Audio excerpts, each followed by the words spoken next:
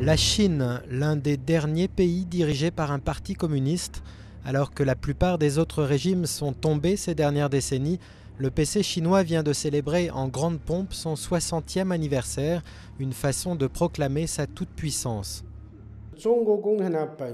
Le Parti communiste chinois est enraciné dans notre culture. Et sous son influence, le peuple chinois est devenu plus riche et plus heureux à chaque génération.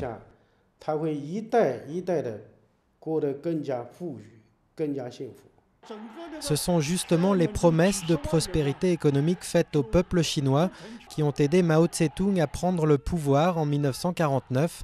Et ses successeurs l'ont toujours dit, cette expansion est la condition du maintien du régime.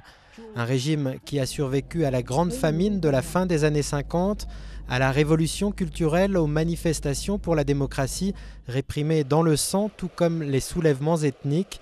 Dans le même temps, les dernières crises économiques ne semblent qu'avoir effleuré la troisième économie mondiale. Les communistes chinois ont toujours su se renouveler à chaque tournant majeur de leur histoire. C'est pourquoi ils continuent à être capables de comprendre et de faire face à des changements, même les plus importants. Pour beaucoup ici, la vie sous le régime communiste est tout ce qu'ils ont connu. Et pour beaucoup de jeunes aussi, la défense des droits de l'homme ou la question des libertés individuelles restent des concepts assez abstraits. Mais aussi longtemps que le parti pourra maintenir la croissance économique, il est peu probable qu'il ne soit menacé dans les années à venir.